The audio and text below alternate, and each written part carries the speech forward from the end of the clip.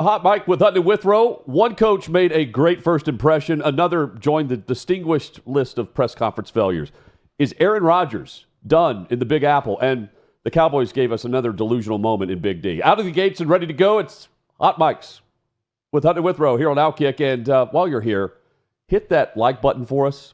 Join the show in the comments. And, of course, if you haven't already, we hope you'll subscribe.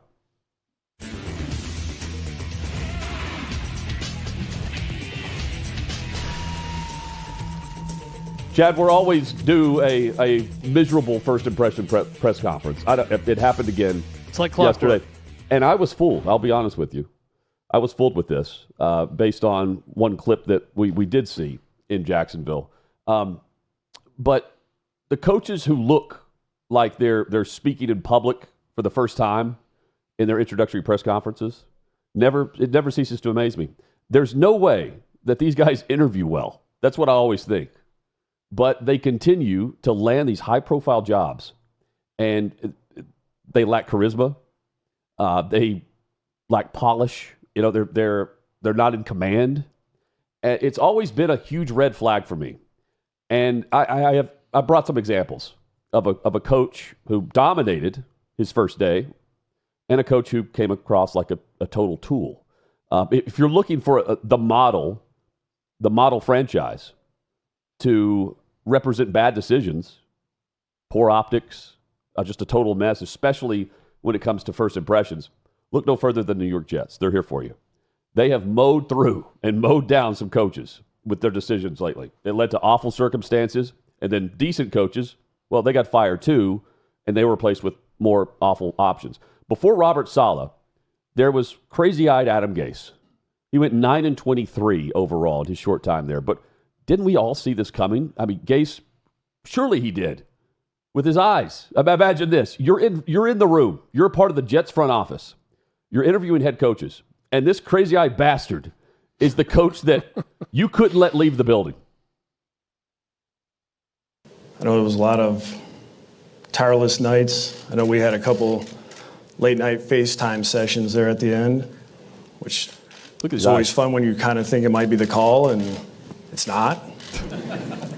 It's a ways away before we get players in here, but you can feel the energy in the building. Today's been a great day. Look at this and guy. Really, at the end of the day, we're here for one reason. Our process started a couple days ago, and we'll see what it brings to us. Chad, you remember the... Woody Johnson said, this is a guy with vision. Yeah. This guy sees everything. I mean, literally everything. Have you seen his pupils dart across a room like a cat watching a tennis match? I mean, remember the videos or the memes that would come out and they would put a fly flying around? Yeah. He's following that instead of the actual question or Such the vision. press. Great vision. You know, Robert Saleh, he was fortunate to follow that.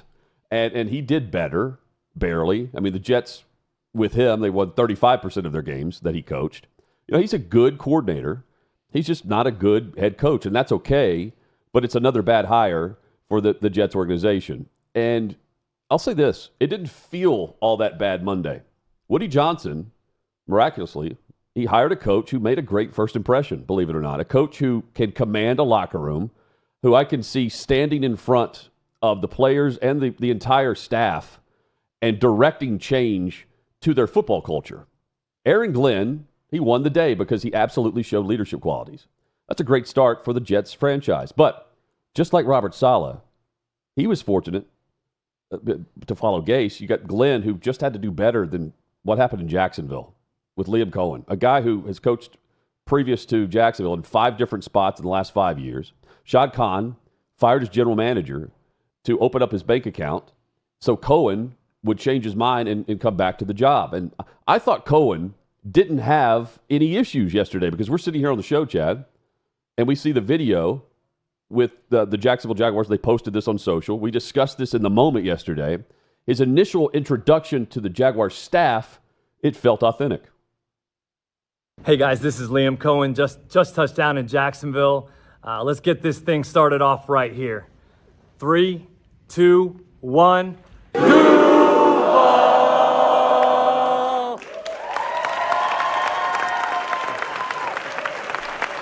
I mean, to me, that's fine, right? Man who knows how to work a selfie function on his phone. Yeah. But I mean, again, like it didn't feel like we said this in the moment, like they're staged, enter the building, everyone's clapping, and you're getting the applause like you just won an Oscar. But there was cringe Cohen too. He wasn't done. He had this whenever he was in the middle of his press conference. Duval. What do you think about this? Duval. This is awful. I watched this. The pause, the awkward laugh. Everybody's frightened. I watched this and I think that's a man who jived well with Will Levis. I can see why Will Levis got along so well with him and had his best year ever with Liam Cohen. That's what I think when I see that. He looks like Davey a little bit. He does look a little bit like Davey. I found that just watching this one clip. Similar hair color. Can we see it one more older time? Brother. Just to compare the two? I don't know if Davey will agree. Duval. I see it. They look a little bit alike. Similar beards. Yeah. They got like the same color What about beard. the way they sound in that? I think it's a bit. I don't get the voice sound as much. Davey, play the soundbite one more time. Davey, see if you can mimic this. I bet he could do it. Duval. It's pretty good. Close. Yeah. All right. Your face looked less enthused and cringy as his, though. You did it much better. He did this weird, like, seductive Duval. Yeah. Very, very scary. Yeah. Scary stuff. Cringe Cohen, he wasn't done. Almost as scary as Adam Gase's pupils. Yeah. He wasn't done, Chad. He goes from that to then they have these side interviews with different television stations and other media afterwards. He joined First Coast News, and they offered him a softball. It was a layup here. The guy just needed to give the motto that he wants the Jags to be known for, and he just didn't need it to tie in with what just happened with the Tampa Bay Buccaneers. And that's really what this is going to come down to is honesty. I want to surround ourselves with people that are going to be able to tell you hard truths, be able to show you your blind spots, because that's really, like I mentioned, where growth occurs, when you can truly be yourself and be honest with looking in the mirror, knowing that process to get you there was clean and it was right, and the results will speak for themselves. I mean, that's amazing. The process was clean, right, and the results will speak for themselves. He sounds like someone that people would watch at an airport Hilton real estate convention. Like the sound of his voice. I'm going to have you in $4 million worth of properties within 6 months. And people start applauding. And it's after when he says it. We got to be honest with who we are every day we wake up. And that's how I'm going to make you the next real estate mogul. But it's after he just bankrupt. He made someone go bankrupt the same morning. For sure. It's the... Anyway, it's a guy who holds he holds that convention while living in a van down by the road. Yes. He's never sold a piece of real estate in his life. But man, he's sought after. I mean, every single year he's bouncing around and sometimes going back to where he was. But hell of a play caller. Plenty of jobs that he's got the experience in plenty of cities. Honesty was something that a coach represented on Monday, I felt. But to Aaron Glenn and the Jets, he is yet another new start for this franchise. And they go with a head coach who genuinely wants to be there and face this challenge. He wanted the Jets, but does he want Aaron Rodgers? This is where I thought there's a new leader in New York. It's no longer Rodgers. It's now Glenn. And did Glenn think to call Rodgers? I mean, he took the job last Wednesday. He's got plenty of time to chat with the vet here. Oh, no. Aaron Glenn just made it crystal clear. No phone call. Just a quick text to the quarterback to let him know, hey, man, we really don't know what we want to do with you yet. Just a couple of things I want to nip in the bud before we get to the Q&A. Listen, I came on Wednesday. Well, I got the job on Wednesday. Mooch came and got the job on Saturday. And we came here on Sunday, and we started talking. Here's what I do know. Aaron Rodgers will be talked about. It will be talked about. We've already texted that communication with Aaron Rodgers. He's in charge. And as we continue to look at the roster, we'll make decisions accordingly. And that's with a number of people, right, on the team. This presser was a message to the locker room. There is a new guy in charge, and it's not Aaron Rodgers. Aaron Glenn was direct, authentic, energetic. He started his NFL career with the Jets. He started his scouting career with the Jets, and now he starts his head coaching career with the Jets. And it takes over a mess, but it's a job he wanted, and he is able to live out a dream of his with the organization that he's been with for a long time. Put your seatbelts on and get ready for the ride. Listen, there are going to be some challenges, but with challenges gets opportunity. But here's what I do know. We're the freaking New York Jets, so we're built for this shit. Listen, I want this job. I interviewed for a number of them, but I wanted this job. When I was going to my second interview, I want to make sure this is going to be the second interview. It's going to be the first of the second interviews, because I didn't want to leave the building without shaking Woody's hand and make sure we had a contract. So I'm just telling you now, everything else was really out of it. It was all about the Jets, and it's been that way from the beginning. The organization, we've already talked. I respect every little thing that you do, because this is bigger than me. It's going to take us all. It's going to take us all to accumulate wins. And I look forward to working with you. That's how you make a first impression. That's a guy that I feel like can sit in a room and sell the job he's going to bring and do for an organization as the head coach. There are plenty more examples of guys who don't fit that qualification for me. Glenn was ready for his debut. And my takeaway, while the Jets may continue to be terrible, it's because it's a real mess. It won't be because Aaron Glenn wasn't ready for this moment, because he left most people believing. And I mean, how do you do that right now in Jacksonville or Dallas? High profile jobs that just felt small. Chad, I came up with one example of a bad first impression just off the top of my head that I was not on board with that has worked out. It's Nick Sirianni. You know, he was stumbling and, you know, kind of hesitating to get anything out. He mentioned the whole, the first part of being smart is knowing what to do, and said that the system's going to be easy so that they can take over difficult defenses. I mean, it was awful. But he's now going to the second Super Bowl with a chance to take down the Chiefs and keep them from getting the three-peat. And meanwhile, I mean, again, he's on the short list of coaches who have been able to do what he's accomplished already. That's the example of a bad first impression that was ready. I can't think of too many like that. And there are plenty of those guys. How do you think these guys get in front of the owner and actually do better than what they could do at a podium where they're just riffing? That's all you have to do. Yeah, I mean, I think there's so many different levels of press conference performance. There's the all-time classics where everyone just checks every single box. They're articulate, they're energetic, they seem passionate, they seem informed, all of those things. And then there are those press conferences that just check enough boxes where you believe it. Like, I watch Aaron Glenn. I don't think that checks every box. You know, he doesn't come across as the most articulate in saying his message, but I believe him when he says it. I'd play for that guy. Mm-hmm. I believe he believes that the New York Jets are, as he said, built for this shit. I like it. I'm with that guy. And then I watch Liam Cohen and I think, now this guy might be polished, but it comes across to me like as I said, the airport Hilton real estate developer that's trying to teach a seminar on how to become a millionaire in 2 weeks. Right. That's the vibe that Liam Cohen puts out. And I don't know how owners sit across a table and interview someone and get fooled by this.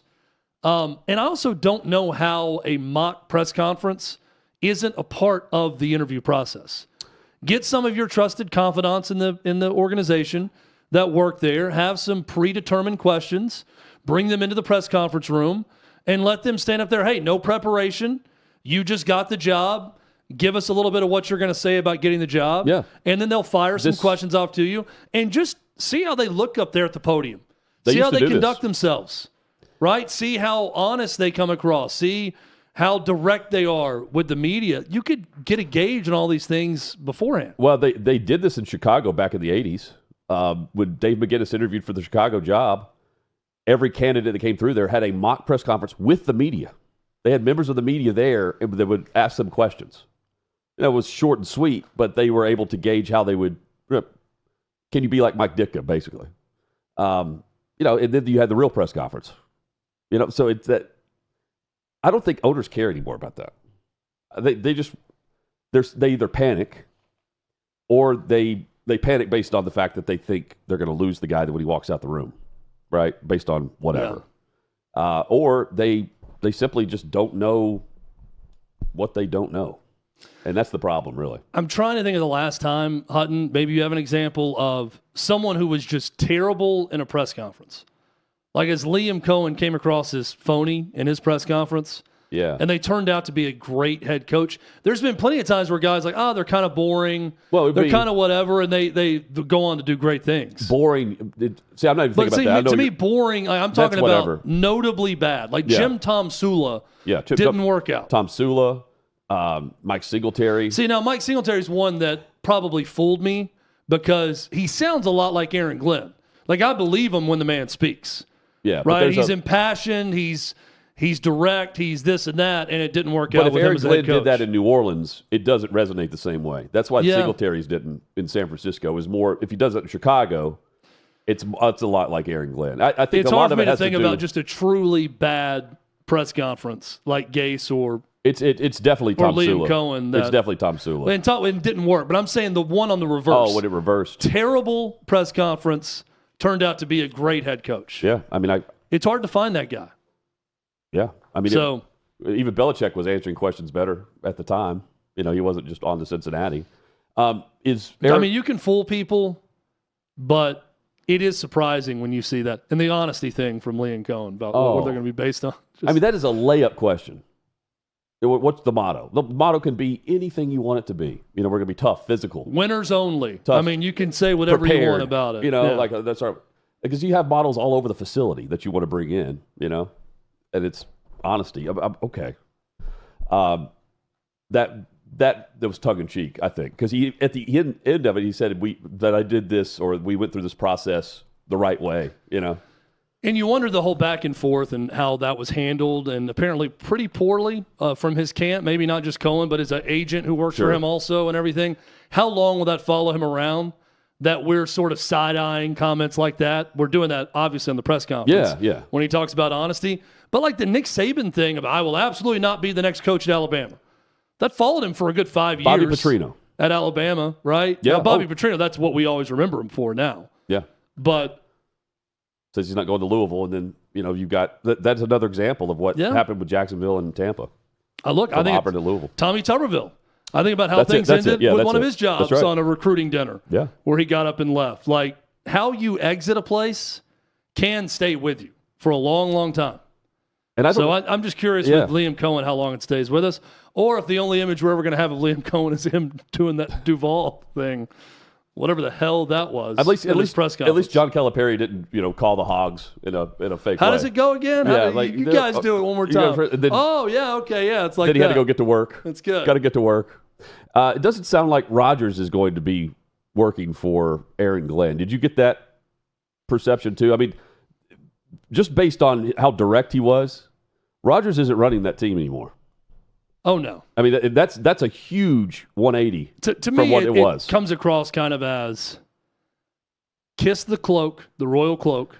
I am the head coach. I am the authority of this organization. I'm the jet. Yeah, I'm the true jet here. You're not. If you want to come here and work under my system and my regime and be a good teammate, we're willing to talk. But if you want to be Aaron Rodgers, kingmaker, and someone who's going to call the shots, go somewhere else. But he even said that in the text, he said, he was like, hey, man, we're going to talk this over. He's talking about him and the new GM. Yeah. And figure out what we want to do. To me, that's indicating that they've got a plan. But they got to figure out who they're moving forward with, obviously. So they have a plan. It's not Aaron Rodgers. Yeah, so you agree that – so what do you think Rodgers does? You think he's in the league? I don't know, but even Aaron Glenn Hutton was saying that he was tired of answering questions. This is one of those examples of the post-presser. Will Aaron Rodgers be your quarterback? You're going to continue to ask me the same question and get the same answer. We're still in evaluation mode. So for anybody else going to ask that, I'm going to give you the same answer. So don't waste your time. We're clear. Well, let's answer. What do you look for in a quarterback? Like, what's an Aaron Glenn quarterback? A winner. A winner. Mental and physical toughness. When you talk about that, you're not going to get me. Well, let me ask you this. Parcells over. I know you guys Yeah, there's Aaron Glenn. Yeah, I mean, that's okay. I mean, I realize he's got a lot of decisions to make with a new general manager too that they hired. By the way, he's the GM, Aaron Glenn. Can also see how Aaron Glenn got along so well with Dan Campbell in Detroit. Detroit, like that was a match made in heaven. And it seems like and with how those two tight knit guys. that locker room was. Yeah, and it was a next man up defense too. He's got a lot of qualities with him, and he again, it's more like the way he comes across there. The players are watching that. They haven't had a face-to-face locker room or a meeting room discussion with him. The first impression. It's this. And so if you're going to the offseason, you're looking around, I mean, what do you take away your first impression? And that matters. He crushed it yesterday. Also like we clear?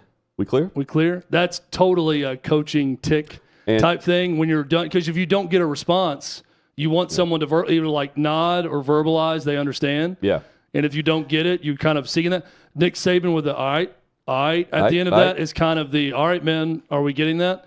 I've been told stop asking. I've been told from coaches that I annoyingly, when I'm talking to my little girls in softball, I say, got me?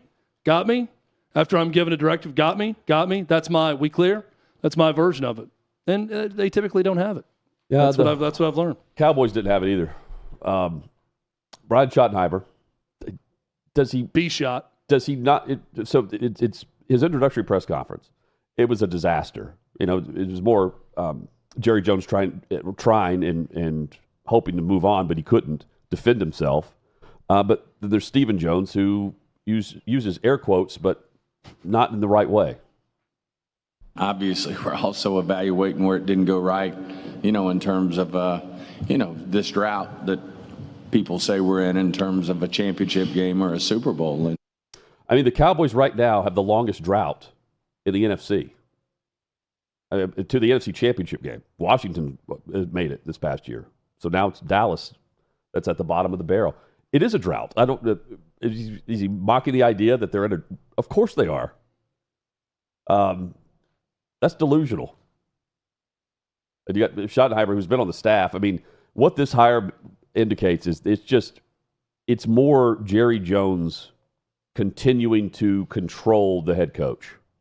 It's not Deion Sanders. To start with Deion Sanders, Chad, and end up with Schottenheimer is a drastic, yin and yang. Well, and look, if you're talking about like Super Bowls, it is funny the lack of understanding of what air quotes are meant for. They've won one since Washington won one back in '92 or whenever it was. There are some teams that have never won it: the Bills, the Oilers, Titans. Yeah. I mean, there are the Cardinals, right? There are teams Browns. that are the Browns. So, I mean, I guess if you're just comparing yourself to the bottom of the barrel, but that's where it's lost in translation. You're the Dallas Cowboys. You're America's team. And that sounds like, oh, yeah, our drought. Have you seen our Super Bowl trophies in our trophy case and the amount we have? Well, for the Cowboys organization, that's what Cowboys fans don't want to hear. Is you mockingly, condescendingly saying, oh, yeah, our big drought. They want you saying, it's like how the Yankees handle not winning a World Series for years. It eats us 365 days a year. We're the damn New York Yankees. And we haven't won a World Series in this long? You kidding me? It's not, oh, we've won 26 of them or 27 or whatever the number is now. It's, we got to get the next one. That's all that matters right now. It's getting the next one. And we're not going to sleep until we get the next one. That should be the Dallas Cowboys mantra, but instead I do feel like with Stephen Jones, it's kind of drought. Yeah, big drought. 95, guys. Big drought for us over here. I mean, really, the faces with the people, the players with the voice that carries America's team. It's not Prescott. It's not anybody that's a current player. It's Troy Aikman and Tony Romo. You go back in history. Chad, you and I have had the discussion before. Like 100 years from now, there are going to be old buildings here in Nashville that are still standing from the late 1800s. There won't be any buildings that have been built during our lifetime that are going to be still standing because we tear them down. You still think about the past. That's what I think about when I think about how about them Cowboys. I think about the 90s. And so to act like there's not this real drought. I mean, the fans had to be just. But I mean, like even Tony Romo with this hire.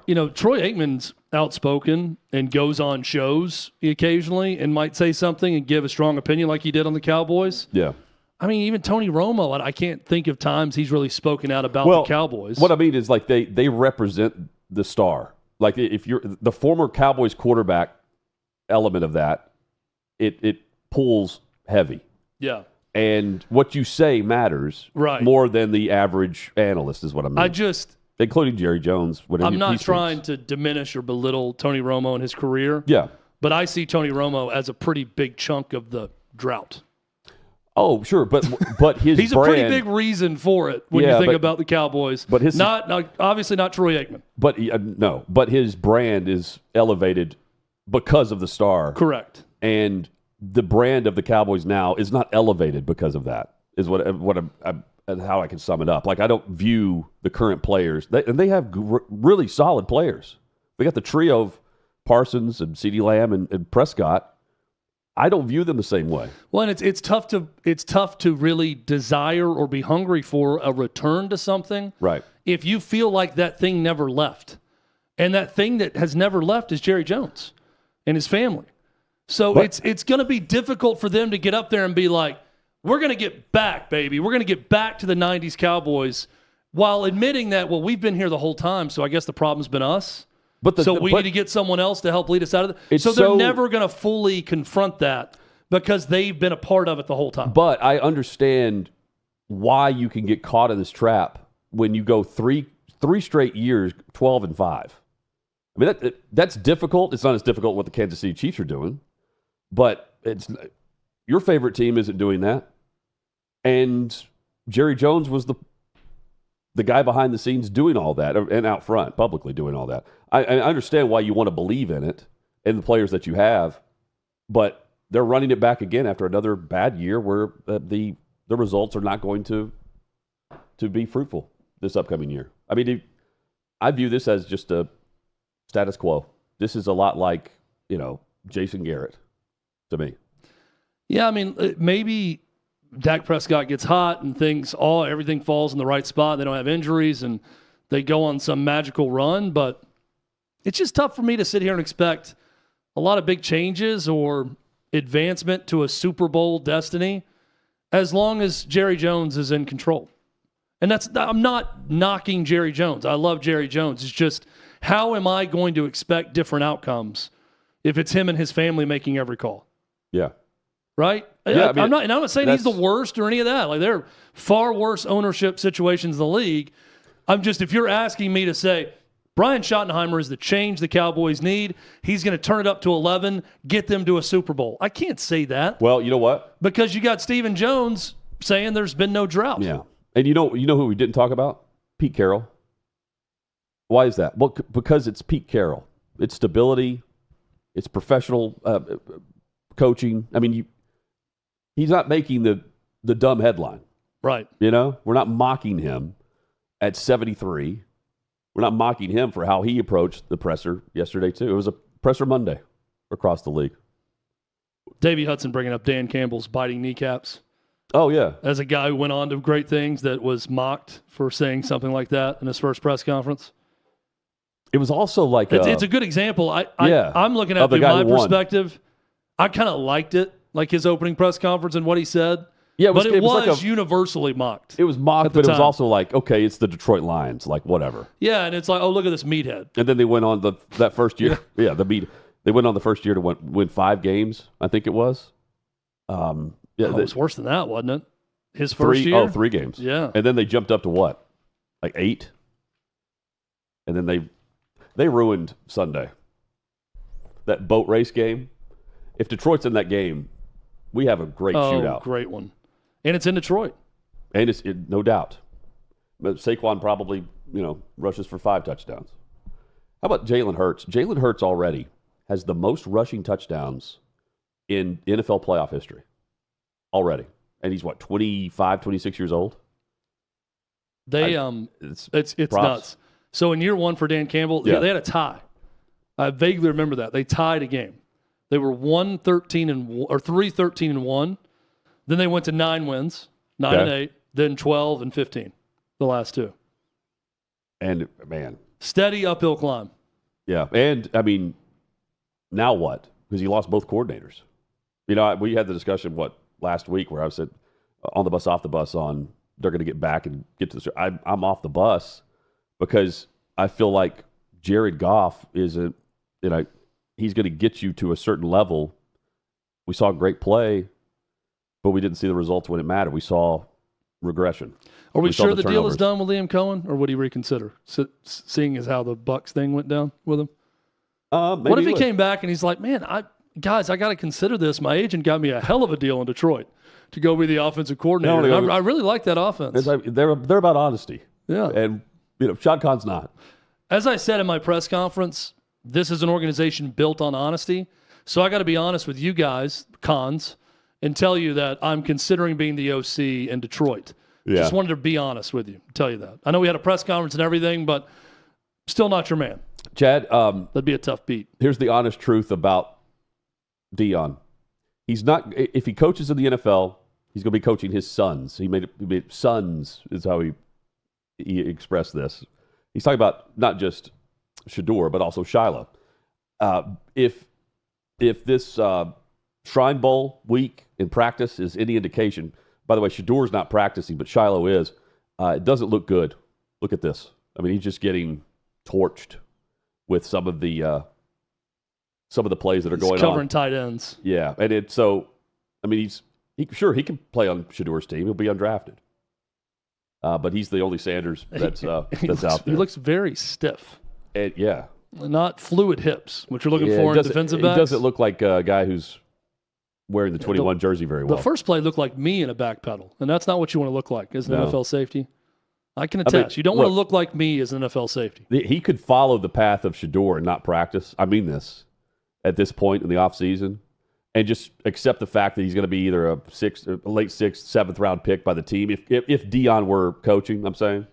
Now he's legitimately he's out there trying to prove he should be a 7th round pick. That's probably not going to happen unless you want to set something up down the road for Deion to then join you as the head coach a year or You're two. Drafting the Hall of Fame gene code in the 5th, 6th, 7th round if you take a chance on Shiloh Sanders. That's what we're taking. You're drafting Deion's happiness. And that guy, who knows? Maybe he becomes not Deion Sanders, but maybe he's got a career in the NFL because of that gene code. Well, here's what they have. So did you hear that? So Shador's there, but he's doing interviews and all this.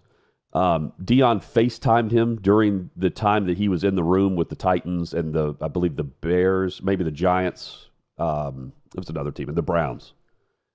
FaceTime, I don't think it was a coincidence that he FaceTimed. I guarantee you they have cameras following him around, and this is all part of the show as to why he FaceTimed his son when he did. You see what I'm saying? Yeah. Like he would know that the interview started at a certain time, and I don't know what the conversation was like, but it got out that, Deion FaceTimed in while he was in here.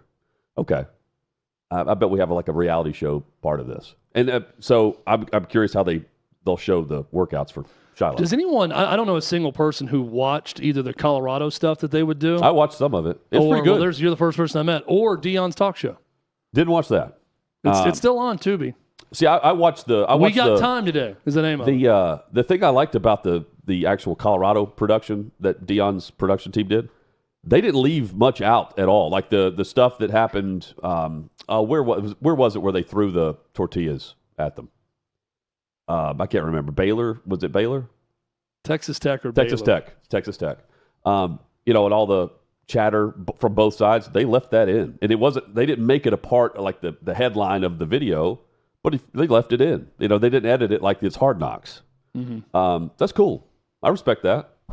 Hope that continues. Hope they actually leave a lot of this stuff in from the draft process. If he's actually trying to shoot or produce some sort of reality show, or people are around him in this process and teams were unaware of it, or even if they were, or he's getting a FaceTime from his dad, boy, that's not... Well, no, they're going to be aware of it because the cameras are following it. I know, but my point is that is not a good look. Well... For the incoming quarterback that you're already leery of, or at least you should be, about his level of celebrity and what he's all about. You can see him. I mean, you can see him go into the room with his crew. I don't know how long they're in there, but I mean, I don't. Again, Deion's FaceTiming in on the same day. I think he's with Colbert the other night. So again, I'm here for it though. I like the. I'm going to get tired of it by April, but I'm here for it right now.